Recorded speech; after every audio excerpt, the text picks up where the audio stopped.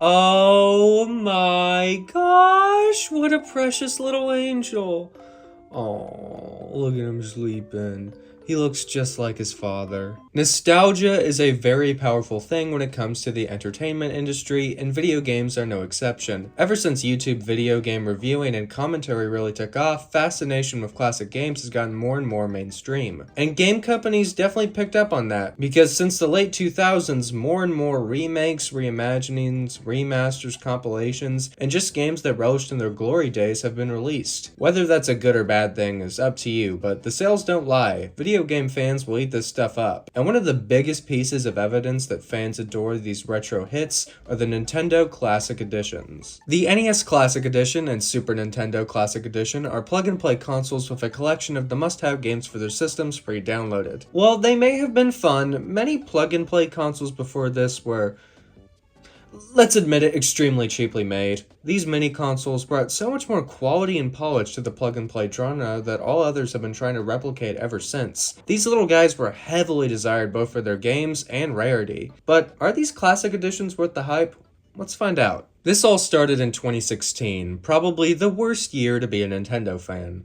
Well, except for 1498. There was nothing to play that year. The last year of a system, especially Nintendo 1, has quite sparse and unimpressive releases. Not only did Nintendo have to support both the Wii U and the 3DS, but also work on the development of the upcoming Switch and dip their toes into mobile games. The Wii U was already a monumental flop, so making games for the platform and its rapidly depleting popularity was clearly not very profitable.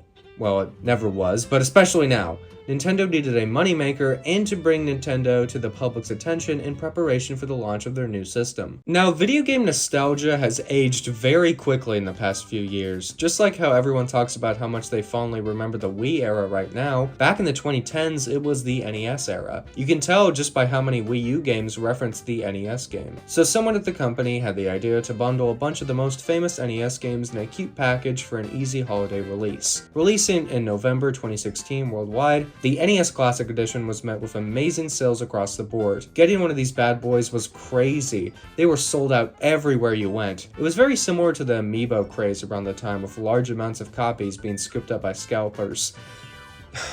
Now I'll only have 11 ways to play Mario 1. While yes, there are definitely a lot of ways to play NES games, even at the time, this was the most appealing way for most casual fans. NES games on the Wii and Wii U Virtual Console were very dark and blurry. This was understandable on the Wii, the system wasn't even in HD, and what it could download on the internet was very limited. The Wii U had no excuse. The games looked good on the 3DS, but you couldn't play on the TV because, 3DS. The NES Classic Edition had brighter and sharper visuals for the games. Not to mention, you could play with a replication of the NES controller instead of a Wii or Wii U controller. But speaking of controllers, despite having a lot of multiplayer games, the package only comes with one controller. Nintendo had the audacity to sell more controllers separately. Come on! The whole point of plug-and-play consoles like this is you get everything you need right out of the box. A good number of people buying this aren't familiar with how games work and where to buy stuff like extra controllers. This single controller is my least favorite thing about the whole system. Speaking of negatives, the controllers had another big problem. Or should I say a short problem? The cord length. The further back in time you go with controllers, the shorter the cords are. While annoying today, it makes sense. Back then, TVs were much smaller, so you would sit closer. But now TVs are humongous compared to them, so we need longer cords, or preferably no cords. But I guess I didn't account for that, or just found accuracy more important, and thus the cord was too short for most fans' liking. The cord length is tiny!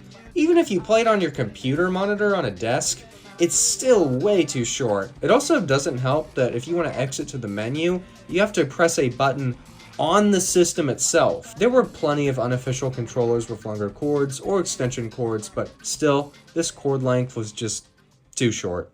But there is a silver lining to these controller issues. Do these ports look familiar?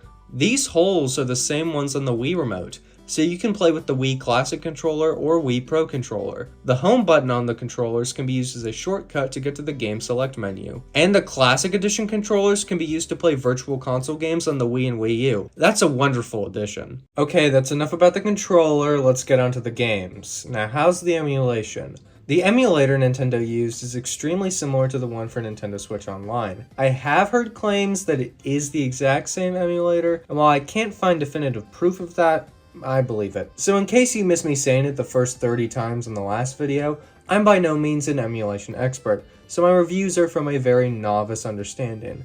But I found everything to be just fine. The colors are much brighter and the graphics are much crisper compared to the previous Virtual Console releases. There are 3 graphical options. The default being 4x3, which is what you would expect from emulated NES games. There is a pixel perfect mode, which turns all the pixels to exact squares, which makes the screen much thinner. Lastly, there's a CRT filter, which is just a fuzzy version of the 4x3 version. I stuck with the standard 4x3 mode. Nothing wrong with pixel perfect, 4x3 just felt more natural, and the CRT filter just kind of felt tacky. Now I've gone on about how you play in this thing, but what about what you can play? There are 30 playable games claimed to be the most popular and important games on the NES. But I'll be the judge of that. Let's see how the library on this bad boy holds up. First up is Balloon Fight, and yep, the library's good. Even though I'm quite biased, being the world's biggest Balloon Fight fan, I do think it deserves to be here.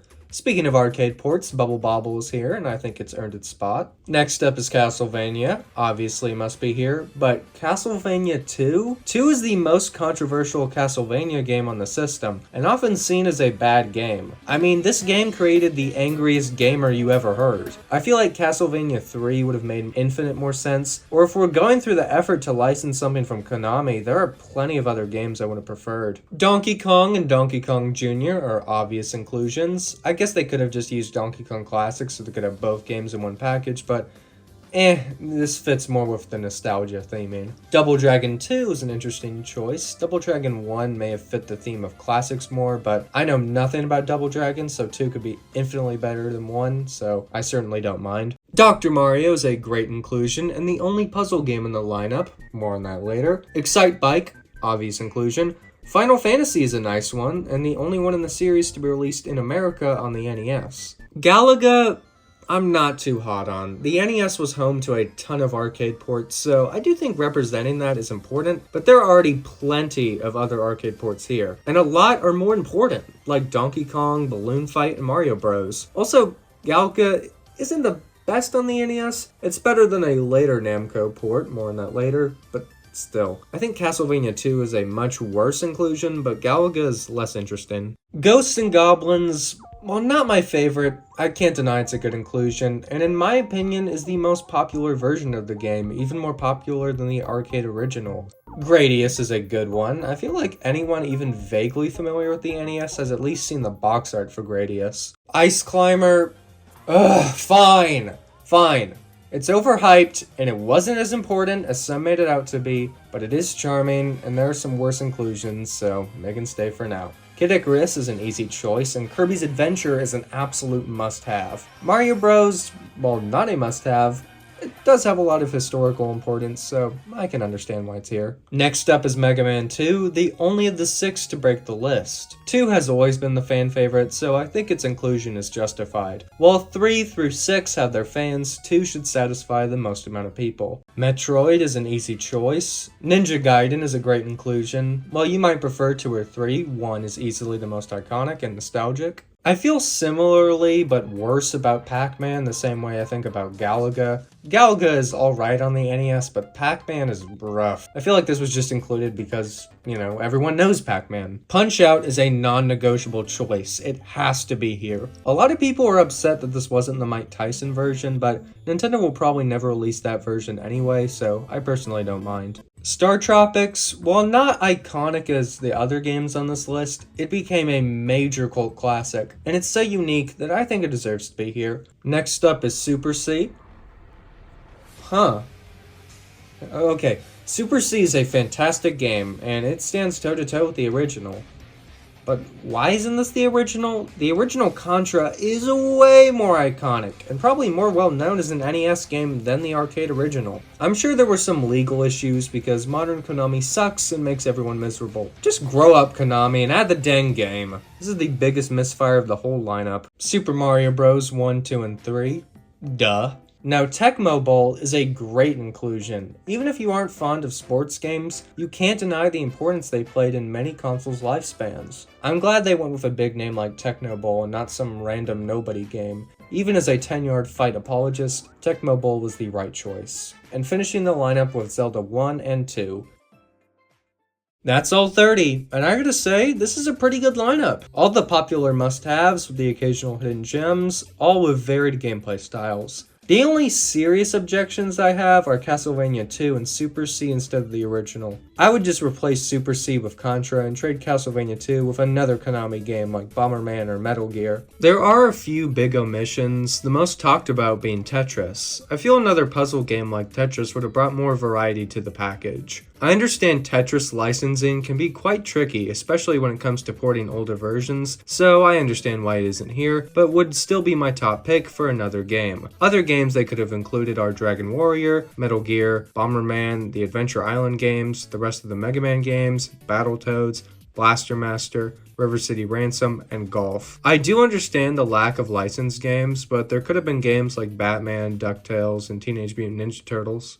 Now, to the big question. Is this system worth it? Kind of. Back when this first came out, it was only $60, and that feels like a good enough price for the quality and games you get. But due to these things' rarity, these bad boys are now being sold up to $150. That's just too much. I mean, if you're watching this, you probably have access to most of these games with better quality. The only reason I'd see someone getting these besides collecting is for people who are interested in the NES but don't know where to start. But if that's the case, you have way better options. Most of the games are available on Nintendo Switch Online. Sure, you're just renting them, but the cost of renting all the NES, Super Nintendo, Game Boy games, plus all the bonuses that come with having online for 6 years would probably be cheaper than just buying this thing. The NES Classic Edition has its charm and is cool from a historical sense, but at the end of the day, it's just 30 NES games in one package. But even with my gripes, it was an insane success, so surely Nintendo couldn't stop there.